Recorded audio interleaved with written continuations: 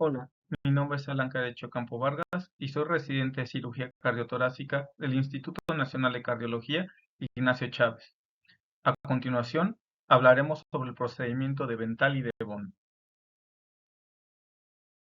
El procedimiento de Ventral y de Bono es un tipo de cirugía cardíaca que implica el reemplazo de la válvula aórtica, la raíz aórtica y también la aorta ascendente. Esta se realiza por un injerto en sus diferentes composiciones. Además, implica la reimplantación de las arterias coronarias en el injerto. Para hablar de los antecedentes históricos, recordaremos que en 1968, Hughes Mental y Anthony de Bono describieron una técnica para la sustitución combinada de la válvula y las raíces aórticas, esto con la subsecuente reimplantación de las arterias coronarias. Estas arterias coronarias eran suturadas al injerto mediante una anastomosis laterolateral y se envolvían con la pared del aneurisma alrededor del injerto. Esto se realizaba debido a la carencia de injertos cuya permeabilidad todavía era inadecuada y desproporcionada hacia los elementos sanguíneos. Por lo tanto, debían ser sellados o suturados con el remanente de las aortas aneurismáticas. Actualmente se han realizado varias modificaciones, de las cuales hablaremos más adelante. Fue así que en 1968 Hugh Mental y Anthony de Bono publican en la revista Tórax el artículo titulado "Una técnica para la sustitución completa de la aorta ascendente". En él describen la técnica para el reemplazo completo de la válvula aórtica y la aorta ascendente en casos de aneurisma de la aorta ascendente con ectasia valvular aórtica. La raíz aórtica proximal estaba demasiado delgada para permitir el anclaje de la prótesis aórtica, por lo que se suturó el anillo de una válvula de Stars y se colocaron las prótesis en bloque.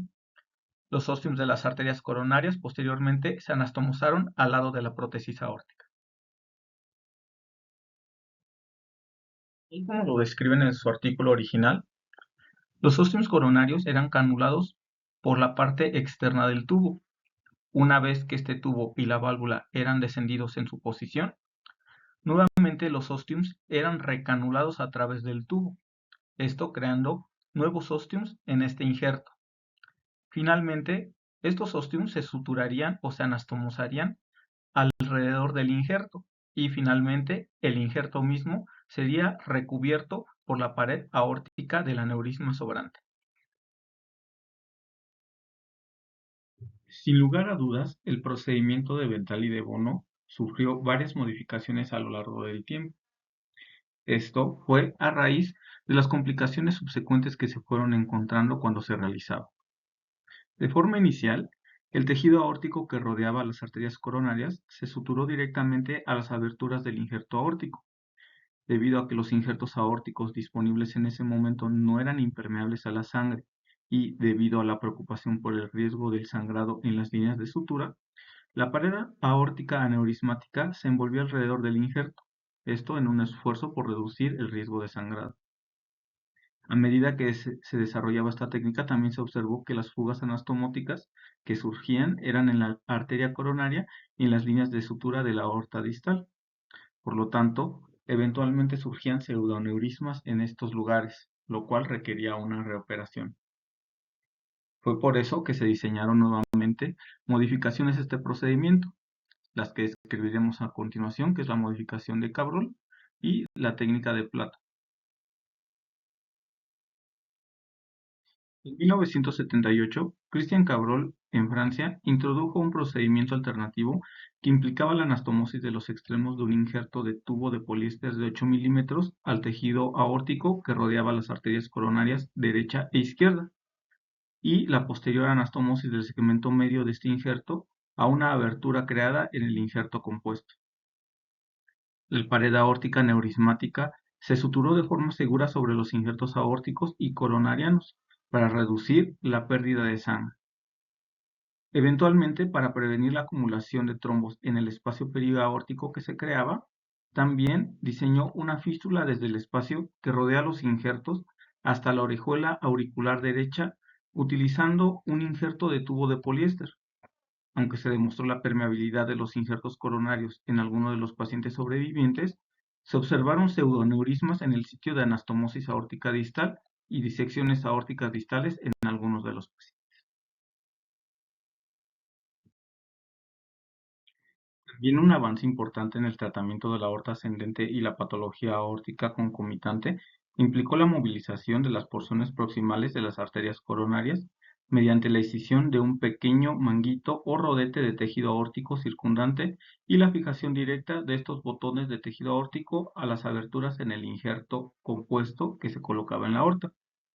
Esta técnica, junto con el desarrollo de injertos aórticos de poliéster que eran impermeables a la sangre, eliminó la necesidad de envolver la pared aórtica alrededor del injerto y permitió una anastomosis abierta del injerto aórtico a la aorta distal, también llamada técnica abierta o técnica de botón, conocida como técnica de plato y desarrollada por Nicolás Koutchoukos. Al extirpar los botones coronarios, se facilitó la anastomosis aórtica coronaria, disminuyó la incidencia de ectasias y aneurismas, logrando que este abordaje se convirtiera en una técnica quirúrgica estándar.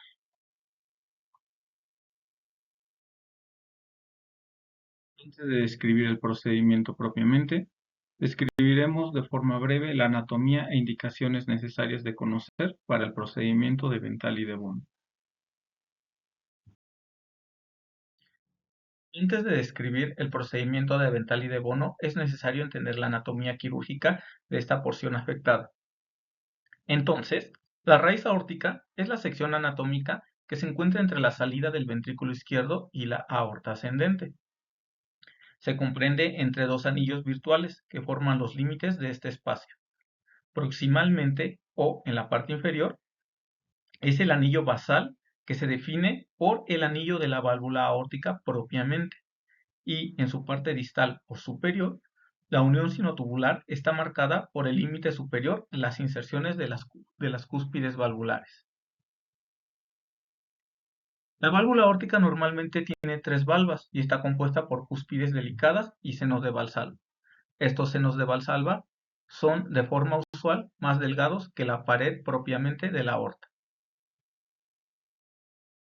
Un componente crítico de la fisiología de la válvula surge de los senos de Valsalva, y esto es porque sirven para optimizar la carga de las cúspides, mejorar la hemodinámica transvalvular y además minimizan la turbulencia a lo largo del ciclo cardíaco. Esto da como resultado un flujo sanguíneo helicoidal que funciona para disipar las tensiones de cizallamiento creadas durante la contracción del ventrículo izquierdo.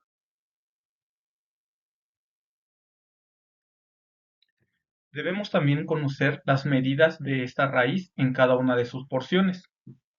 En un inicio, la evaluación cardiológica comprende un ecocardiograma de forma usual. No obstante, estas mediciones tienen ligeras variaciones dependiendo del estudio, la población y la edad que se esté evaluando.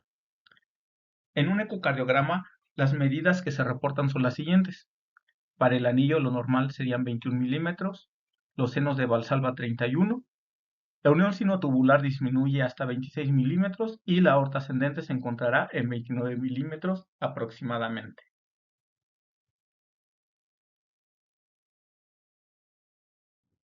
Los rangos reportados de los diámetros de la raíz aórtica están limitados por el tamaño tan pequeño de las muestras que existen en los artículos de la literatura. En este artículo, el objetivo del estudio fue explorar el espectro completo de los diámetros de la raíz aórtica mediante ecocardiografía Doppler color transtorácica en una gran corte de adultos sanos.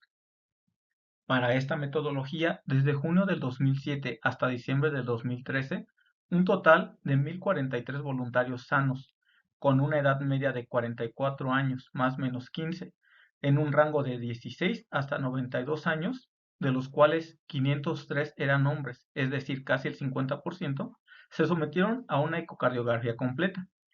Las mediciones de la raíz aórtica por ecocardiograma se realizaron en el final de la diástole en vista paraesternal de eje largo en 4 niveles: anillo, senos de Valsalva, unión sinotubular y aorta ascendente. Como podemos ver, los valores para los adultos son los que previamente mencionamos. Sin embargo, en el caso de las mujeres, la mayoría de estos valores sí se vieron disminuidos, siendo para el anillo 18 milímetros, para los senos de Valsalva 28 milímetros, en la unión sinotubular 24 y en la aorta ascendente 27. Comparativamente hablando, fueron diámetros de menor tamaño.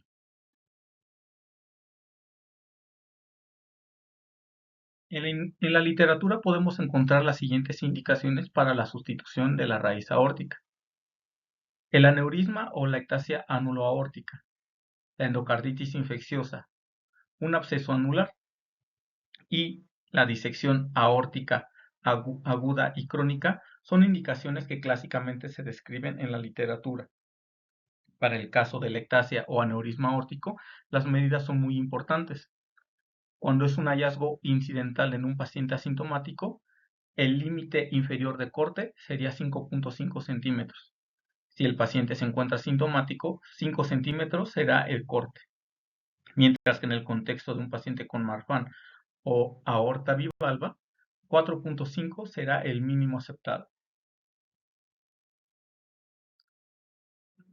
Las guías actuales de la AJA hacen recomendaciones ligeramente más específicas para el tratamiento de la patología de la raíz aórtica.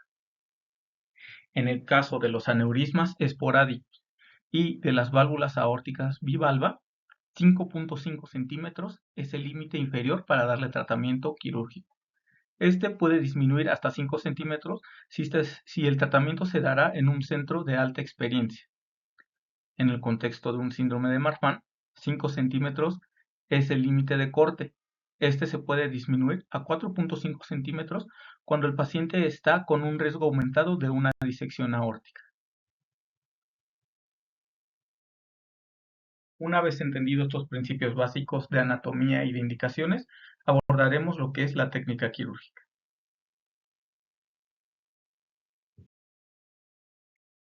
Los usos operatorios para realizar este procedimiento es realizar una esternotomía convencional, que se encuentra en la línea media. Sin embargo, también es un procedimiento que se puede realizar por una mini esternotomía, la cual de preferencia se debe realizar abarcando hasta el cuarto espacio intercostal y debe de medir aproximadamente 4 centímetros. Ambas han aportado excelentes resultados en manos expertas. Este procedimiento, de forma usual, se puede realizar en hipotermia de 32 a 34 grados centígrados. Sin embargo, en el preoperatorio debemos evaluar detenidamente y determinar la canulación que necesitamos realizar. Se puede canular en la aorta ascendente, en el callado aórtico, en la arteria femoral y también se puede usar un injerto de Dacron de 6 a 8 milímetros que se anastomosa de forma terminolateral a la arteria axilar derecha.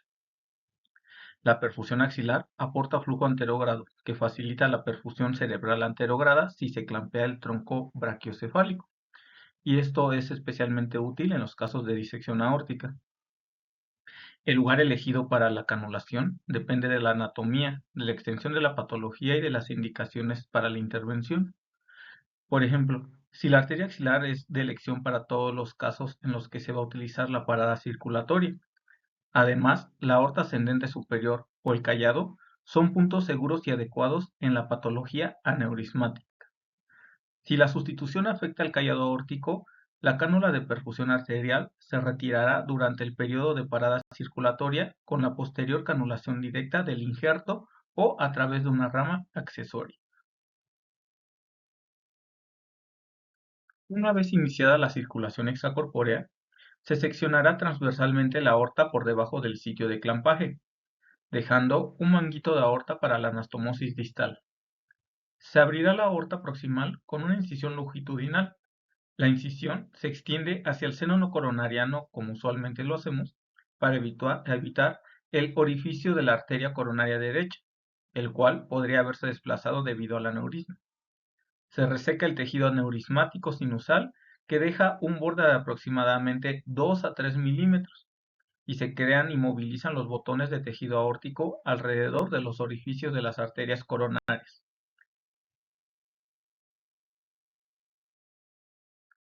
Una vez identificados los botones coronarios, es sumamente importante movilizar la arteria coronaria derecha, esto para evitar su torsión o kinking por su traducción en inglés.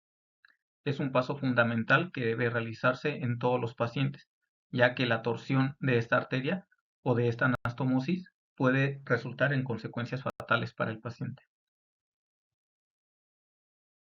Una vez movilizados los ósteos coronarios, se realizará la escisión de la válvula aórtica y se eliminará totalmente el calcio del anillo cuando éste existe, obviamente. Tras una medición del tamaño del anillo aórtico, se colocan las suturas en U apoyadas en teflón. La forma en la que estas suturas se colocan dependerá de varias situaciones. La forma de colocar los puntos alrededor del anillo dependerá básicamente de dos cosas. Si se está usando una prótesis biológica, en cuyo caso se recomienda una posición supranular, o si se está colocando una prótesis mecánica, que en este caso se recomienda que sea infra o intraanular. Si se va a utilizar una prótesis valvular biológica, se pasa la aguja de sutura desde el lado ventricular del anillo al lado aórtico del mismo, para la fijación de la válvula en posición supranular.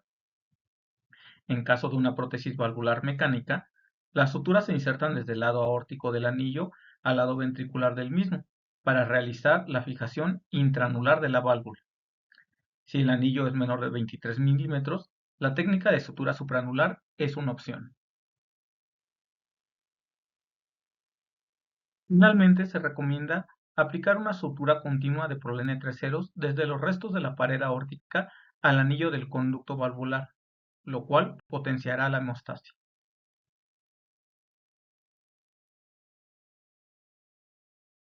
Finalizar, se anatomosarán los botones de los orificios coronarios.